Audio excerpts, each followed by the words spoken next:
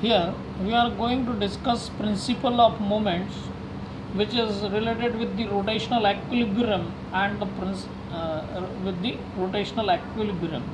Now here the principle of moments states that when a body is in a rotational equilibrium, the sum of the clockwise moments about any point is equal to the sum of anti-clockwise moments about that point, or the algebraic sum of moments about any point is 0.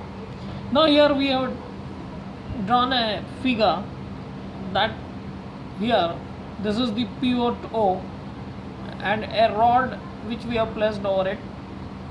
It is having a distance, say here it is L1 and here it is L2. Here we are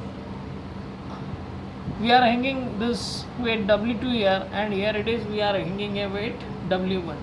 The distance that we have already assumed that L2 and L1, from where we can say here it is A and it is say B. Okay, so we have got a uniform rod here which is free to rotate about that particular point O, that we can say at a pivot at O. Now if we go through the anti-clockwise movement, suppose it is rotating like this and it is rotating like this, and they are in equilibrium, so we will see how we will be getting the value of principle of moments through it. So here it is anti-clockwise moment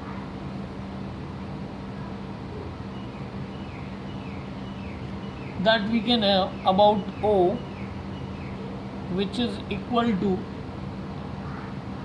we can say this is the force F2.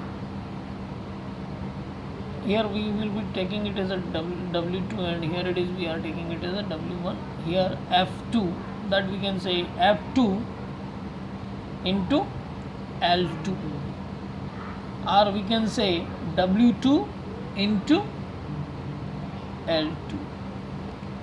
Okay. Now for clockwise moment,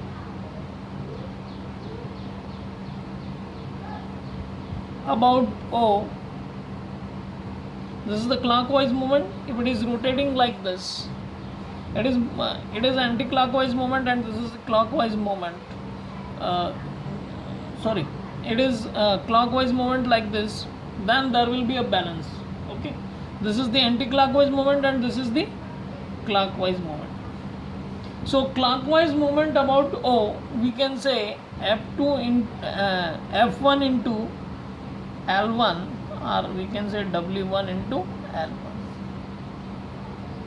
Now according to this principle of moments, what we can say, if it is in horizontal position or in a rotational equilibrium, it is in horizontal position or in rotational equilibrium, then we can say anti-clockwise moment